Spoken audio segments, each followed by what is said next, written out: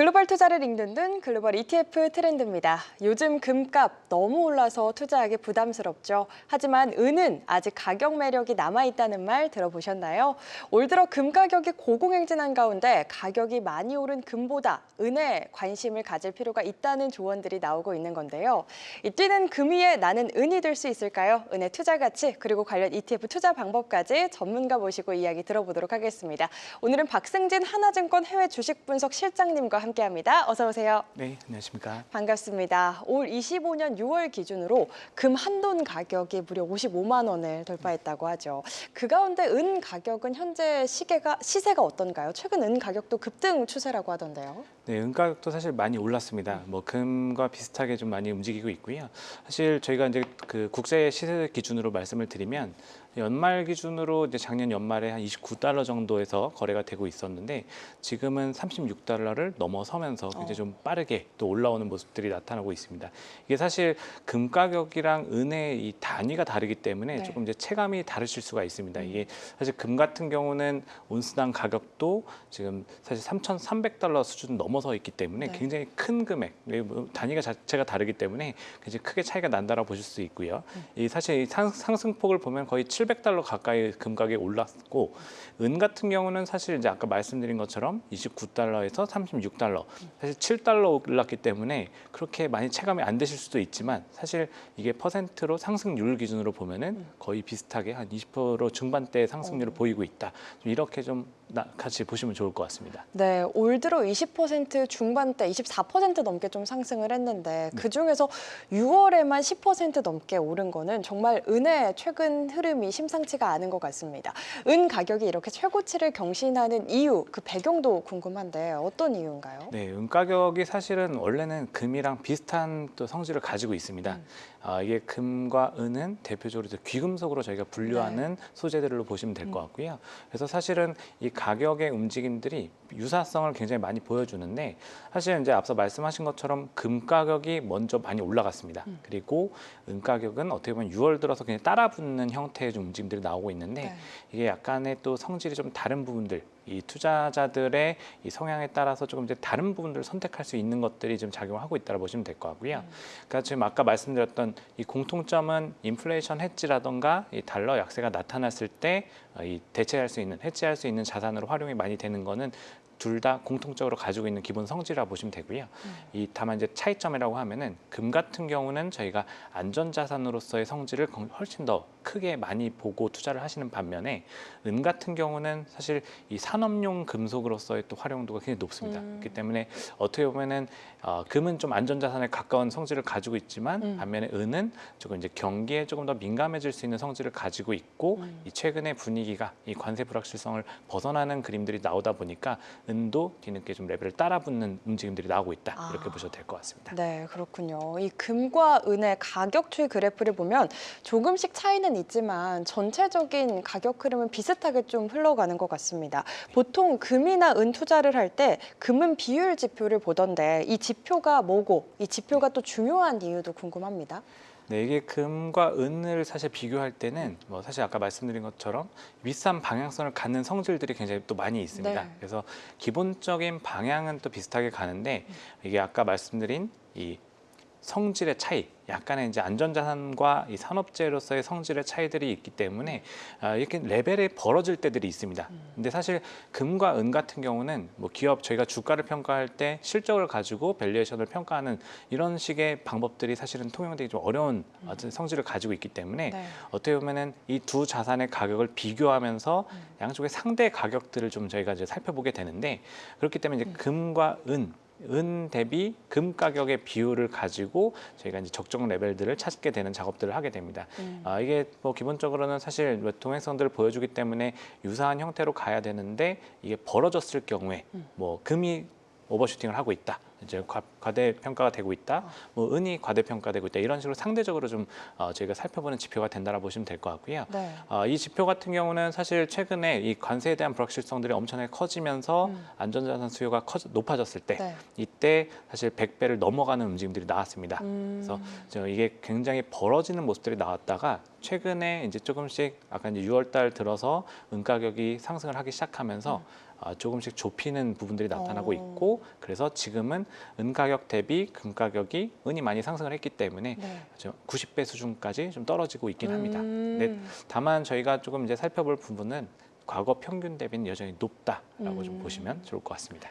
이 최근에 금은비로 보면은 은값이 굉장히 저평가됐다라고 이야기를 해주셨잖아요. 네. 그만큼 지금 좀 은에 투자하기 적합한 시기라고 생각을 해도 되는 걸까요? 네, 뭐 사실 금과 은 같은 경우는 대표적으로 이게 그 자산 배분을 할 때 이 포트폴리오 투자를 하는 관점에서 대표적으로 원자재를 이제 포지션들을 잡을 때 많이 활용되는 좀 전략적인 상품들로 보시면 됩니다. 네. 그래서 사실 금과 은을 가지고 이제 비교를 한다라고 하면은 이 금을 좀 더 가지고 계셨다고 하면은 은에 대한 비중을 좀 더 늘려보는 것들도 굉장히 좀 추천할 만한 전략으로 보시면 될 것 같고요.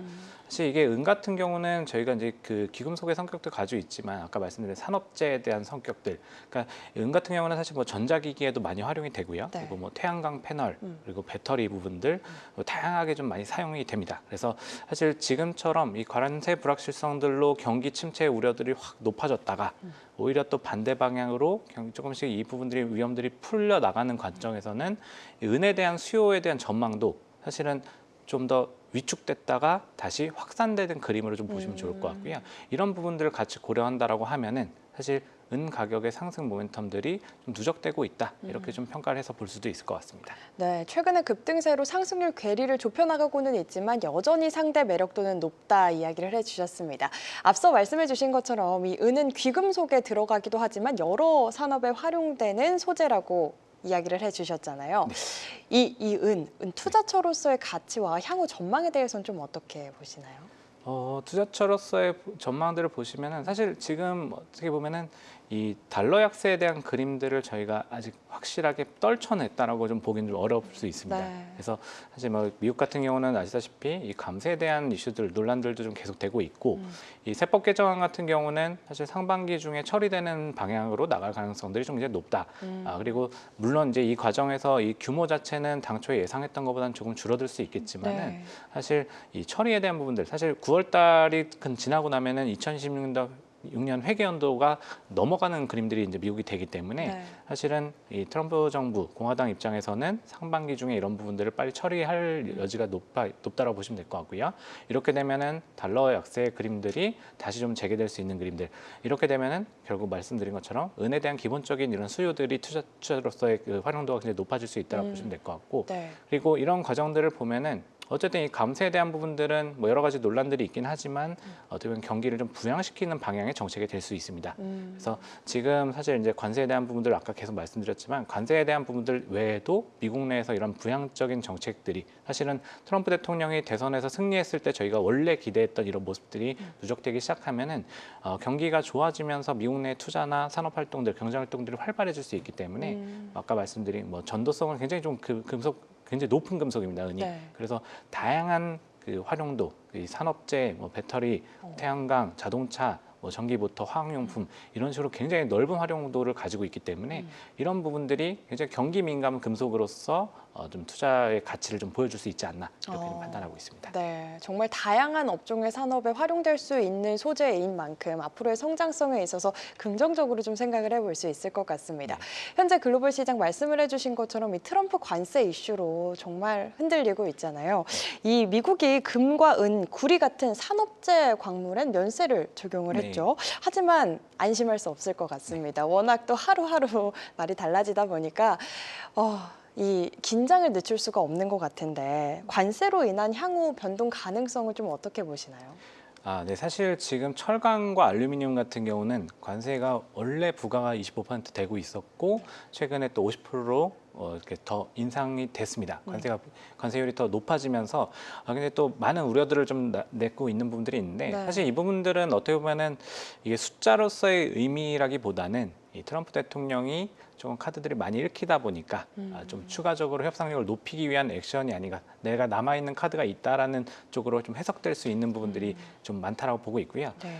그리고 사실 저희가 이제 나눠서 보게 되면은 뭐 대표적으로 저희가 금속들을 보면은 이 철강, 알루미늄도 있지만 구리 같은 경우도 사실은 굉장히 또 대표적인 그 산업용 금속인데 네. 이게 알루미늄과 철강에만 관세를 높여놓고 구리는 사실 안 하고 있다. 이런 것들만 봐도 사실 이 지금 관세 정책 자체가 물론 뭐 철강 알루미늄도 굉장히 또 충격을 주고 있긴 하지만 네. 이게 산업의 전반에 미칠 수 있는 영향을 어느 정도 계산을 하면서 들어오고 있는 정책이 아닌가라고 보고 있습니다. 물론 구리 같은 경우는 관세를 부과하려면 할 수 있는 부분들이 있긴 한데 이게 철강 같은 경우는 미국 내 자급률이 굉장히 높습니다. 한 70% 넘어가는 수준의 자급을 하고 있기 때문에 네. 어떻게 보면 멕시코랑 캐나다 쪽을 좀 압박할 수 있는 카드로서 뭐 어느 정도 좀 자급과 병행하는 카드로 좀 활용될 수 있는 부분들이 있었고요. 알루미늄도 비슷하다고 보시면 될 것 같습니다. 절반 정도 자급을 하고 있기 때문에 약간 좀 비슷한 카드라고 보시면 구리 같은 경우는 좀 더 활용도가 높기도 하고 최근에 미국에서 약간 생산량이 줄어들고 있는 상황이기 때문에 어떻게 보면은 철강과 알루미늄으로 아직까지는 제한하는 모습들이 나왔다라 보시면 될 것 같고요. 네. 요거랑 좀 연장선상에서 저희가 금과 은을 바라보게 되면은 금 같은 경우는 사실 미국이 이게 생산과 뭐 재활용 이런 것들 물량을 다 합치면은 오히려 수출 국가입니다. 그래서 이미 수요를 다 충당하기 때문에 관세를 붙인다고 해서 별로 이렇게 효용이 없다 네. 이렇게 보셔도 될 것 같고요. 은은 반대로 또 그 수입을 좀 많이 하는 굉장히 또 의존도가 높은 게 품목인데 사실 아까 구리에 대해서 말씀드린 것처럼 이게 사실 내부에서 생산을 굉장히 제한적인 가운데 활용도가 훨씬 높은 금속이 될 수 있기 때문에 지금으로서는 은까지 이 부분들을 부과하게 되면은 굉장히 부담이 커질 수 있어서 좀 나눠서 보고 있다 이런 것들을 좀 판단해봐야 될 것 같습니다. 알겠습니다. 자세하게 설명을 해주셔서 이해가 쏙쏙 되는데요. 그렇다면 이 은 투자 어떻게 해야 할지도 중요할 것 같습니다. 은에 직접 투자를 하는 것은 사실 조금 부담스러울 수가 있잖아요. 네. 그럴 때 고려해 볼 수 있는 게 바로 은 ETF가 될 것 네. 같은데 먼저 국내 상장된 은 ETF는 어떤 게 있는지 궁금합니다. 국내 상장된 ETF는 사실 그렇게 종류가 다양하진 않습니다. 그래요? 그래서 사실 제가 준비하면서도 네. 종목들이 많지 않구나 걸 다시 저도 한번 찾아보니까 네. 몇 개 없더라고요. 맞습니다. 그래서 사실 은 같은 경우는 이게 선물 ETF가 하나 이제 코덱스 은 선물 ETF가 하나 네. 상장이 되어 있고요. 그리고 하나 뭐 추가로 조금 이제 껴 넣으면은 이 타이거 금은 선물 ETF라는 게 종목이 상장이 되어 있습니다. 그래서 네. 아까 앞서 말씀드렸던 코덱스 은 선물 ETF가 은을 이제 좀 더 명확하게 추종하는 ETF라고 하면은 이 타이거 금은 선물 ETF 같은 경우는 뭐 귀금속의 대표적인 금을 오히려 좀 더 많습니다. 90% 추종하고 10% 은으로 채워서 네. 가져가는 ETF라고 보시면 될 것 같습니다. 네.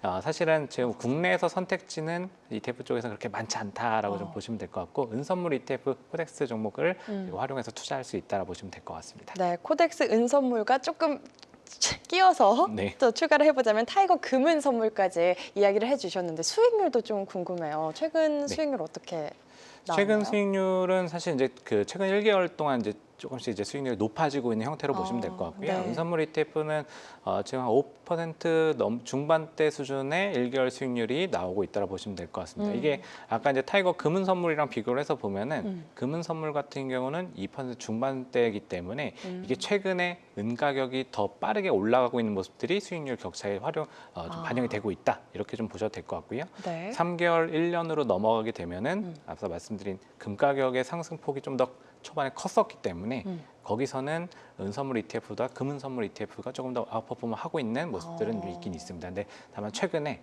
방향성들이 조금 이제 바뀌면서 은 선물 ETF가 좀 더 강세를 보이고 있다. 이런 것들을 좀 보시면 좋을 것 같습니다. 네, 최근의 흐름과 함께 수익률까지 짚어주셨는데요.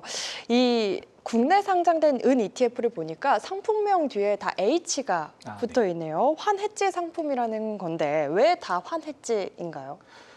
일단은 이 H가 붙어 있는 거는 아시다시피 원달러 환율을 해지를 해서 사실은 어떻게 보면은 다른 변동성 요인들을 좀 제어하겠다라는 의미로 좀 보셔도 될 것 같습니다. 네. 물론 요즘에는 사실 뭐 저희가 기초 지수를 다양하게 좀 가져가는 ETF들 동일한 뭐 S&P 500 ETF라고 하더라도 그냥 환오픈이 돼 있는 게 있고 H 붙어가지고 해지가 되어 있는 종목도 굉장히 다양하게 나오고 있긴 한데 아직까지 이 코덱스 은 선물 ETF 같은 경우는 환해지를 해서 은 가격에 조금 더 온전히 반영을 할 수 있는 ETF만 상장되어 있다라고 좀 보셔도 될 것 같습니다. 이 국내에 상장된 은 ETF는 하나, 두 개 정도인데 굉장히 적잖아요. ETN 상품은 꽤 되더라고요. 이유가 있을까요? ETF와 ETN의 차이점도 함께 설명을 해주시면 좋을 것 같아요. ETF는 저희가 잘 알고 있는 것처럼 뒤에 F가 붙습니다. 이 펀드라고 보시면 될 것 같고요. 이게 상장 지수 펀드라고 하죠. 상장 지수 펀드라서 이 펀드의 성격들을 가지고 이 구성이 돼서 시장에서 거래가 되고 있는 뭐 주식처럼 이제 거래를 할 수 있는 이런 종목으로 보시면 되고, 이게 뭐 사실 공모펀드처럼 이제 만들어지는 형태들이 있기 때문에 어떻게 보면은 이 안에다가 조금 더 투명하게 편입을 해야 되는 그림들이 좀 있습니다.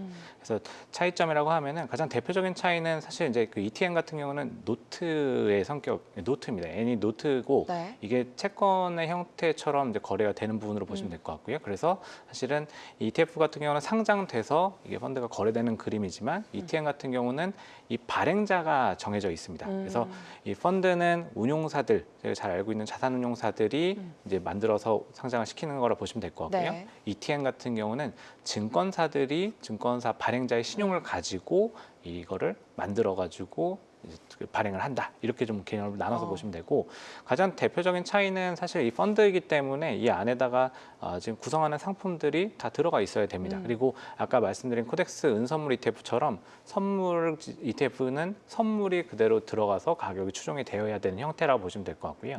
근데 ETN 같은 경우는 아까 말씀드린 대로 이 발행자, 그러니까 증권사가 발행을 하면서 발행자가 이 상품 구조들을 수익률을 제공을 하면 되는 부분들이기 때문에 ETN 같은 경우는 이게 사실 조금 이제 장점, 단점을 따지게 되면은 ETN 같은 경우는 조금 더 유연하게 갈 수 있는 부분은 있긴 있습니다. 그래서 ETN은 이 기초 지수를 제시를 하게 되면은 이 지수의 수익률 변화를 그대로 여기다가 이제 상품 수익에다가 넣어줄 수 있기 때문에 이런 좀 차이가 있다고 보시면 될 것 같고, 여기서의 차이점은 사실 ETF 같은 경우는 선물이 들어가기 때문에 이게 이 계속 상장돼서 거래되는 동안에 들어가 있던 선물이 만기가 지나게 되면은 차월물, 그러니까 다음 물로 바꿔줘야 되는 상황이 되는데 네.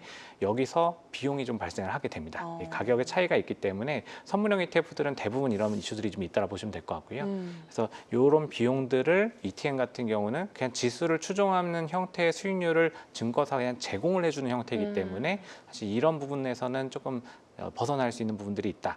예, 그렇게 좀 차이를 좀 보시면 될 것 같고, 기본적인 차이 중에 하나는 ETF 같은 경우는 저희 우리나라 같은 경우에 10개 종목 이상으로 구성을 해야 되는 형태들이 있고, 네. ETN은 상대적으로 이 부분들 좀 자유로운 5개 정도로 좀 제한이 되기 때문에 이런 좀 괴리가 좀 집중도에서의 그 차이가 있다라는 부분들도 참고로 좀 보시면 좋을 것 같습니다. 알겠습니다. ETN과 ETF의 차이에 대해서, 그리고 은 선물에 있어서 조금 더 유연하게 할 수 있기 때문에 ETN 상품이 더 많다, 이야기를 해주셨습니다. 그렇다면 이 미국 상장 대표 은 ETF는 어떤가요? 우리나라보다 좀 상품의 개수가 네. 더 많은지, 수익률은 어떤지도 궁금하고요. 네. 아무래도 미국 같은 경우가 종류가 좀 더 많다라고 보시면 될 것 같고요. 은 ETF도 사실은 이제 아까 저희가 우리나라 상품 중에는 은 선물 ETF만 말씀을 드렸지만 네. 이 미국에는 SLV라는 티커로 거래되고 있는 종목이 현물 ETF입니다. 그래서 이 은 현물 ETF 같은 경우는 자금이 유입이 되면은 실제로 은을 매입해서 그걸 이제 보관하면서 이 가격을 그대로 추정하게 되는 형태라고 보시면 될 것 같고요. 네. 이거는 사실 뭐 금현물 ETF나 뭐 지금 저희가 최근에 좀 관심이 많으실 비트코인 현물 ETF 이런 것들도 다 마찬가지입니다. 현물 ETF들은 상품에 돈이 들어오게 되면은 실제로 사서 매입해서 보관하면서 가격을 추정하게 되는 형태인데, 이런 부분들이 있기 때문에 SLV 같은 경우가 오히려 조금 가격 추종력은 좀 더 좋다라고 보셔도 될 것 같고요. 네. 이 SLV와 비슷하게 SIVR 같은 종목도 은현물 ETF로 상장이 돼서 거래가 되고 있고요. 이게 사실 근데 좀 자산 규모의 차이는 좀 있습니다. SLV가 가장 이제 대표적인 ETF이기 때문에 네. 거래가 좀 많이 몰리는 경향들이 있고, 사실 이제 수수료의 차이는 조금 있습니다. 후발주자들이 상대적으로 좀 낮게 하는 경향들이 좀 있기 때문에 이런 정도의 차이로 보시면 될 것 같고요. 그리고 이 은 ETF에서도 그 좀 더 종류를 좀 다양하게 내는 부분 중에 하나는 네. 은광기업 ETF, 그러니까 은 채굴기업 채굴. ETF 이런 부분들이 또 미국에는 상장되어서 네. 거래되고 있는 종목들이 있고, 이거는 또 SIL, SILJ 뭐 이런 종목들, AGMI 같은 종목들 이런 게 상장이 되어서 거래가 되고 있고, 그다음에 이제 금과 은 채굴 기업들을 모두 같이 하는 SLVP 뭐 이런 종목들도 같이 거래되고 있고요. 사실 이게 저희가 또 우리나라 투자자분들이 좋아하는 이제 종목군이라고 하면은 레버리지 ETF가 네. 또 빼놓을 수 없습니다. 그쵸. 그래서 미국 같은 경우는 AGQ라는 종목이 은 2배 레버리지 ETF로 좀 거래가 되고 있고요. GSL 같은 경우가 이제 거꾸로 인버스 형태의 네. ETF다. 이렇게 좀 보시면 좋을 것 같고, 마지막으로 한 가지 더 다양한 형태를 좀 말씀을 드리면 네. 은도 저희가 이제 커버드 콜 ETF, 그러니까 옵션 그래요? 전략이 포함되어 있는 ETF가 또 있습니다. 그래서 네. SLVO라는 종목이 은 커버드 콜 전략을 활용한 ETF로 상장돼서 미국에 거래되고 있다. 이렇게 좀 보시면 될 것 같습니다. 마지막으로 저희 은 ETF 투자할 때 조금 조심해야 하거나 유념해야 할 부분이 있다면 어떤 게 있는지도 궁금한데요. 은 가격 같은 경우는 사실 또 대표적으로 예측이 좀 어려운 형태의 자산이긴 합니다. 네. 예, 아무래도 좀 변수들이 좀 상당히 좀 많은 자산이기도 하고요. 이 금속 자체가 사실은 이 수요에 대한 부분들도 평가가 굉장히 엇갈리는 부분들이 있습니다. 이제 아까 말씀드렸던 것처럼 경기가 좋아진다라는 판단이 좀 서면서 높아지면서 이 수요에 대한 전망을 좀 높게 가져가는 경우도 있는 반면에 사실 지금 최근에 보면은 정책적으로 미국이 뭐 전기차나 배터리에 대한 부분들을 조금 이제 기대치를 보조금을 좀 줄이면서 수요를 컨트롤할 수 있는 부분들, 제한할 수 있는 요인들이 같이 발생을 하면서 은의 수요가 또 제한될 것이다라는 얘기들도 좀 같이 나오고 있긴 하거든요. 그래서 네. 이런 수요의 이슈들이 어떻게 변하느냐에 따라서 조금 이제 저희가 예측하기 어려운 변수들이 좀 발생할 수 있다. 이런 부분들을 좀 같이 보시면 좋을 것 같고요.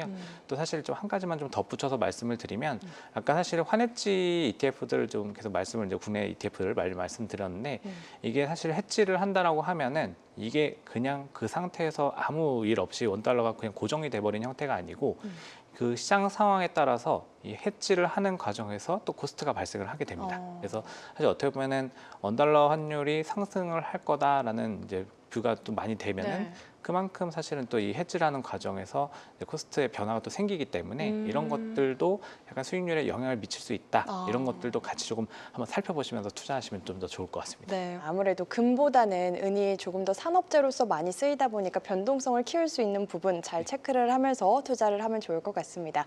세계를 잇는 투자 글로벌 ETF 트렌드로 쉽고 안전하게 오늘 글로벌 ETF 트렌드는 여기까지입니다. 저희 다음 편에서는 은 ETF에 대해서 좀 더 다양한 투자 방법과 상품을 중심으로 말씀 나눠보도록 할 테니까요. 다음 시간에도 꼭 함께 해주시기 바랍니다. 오늘도 좋은 말씀 감사합니다. 네, 감사합니다.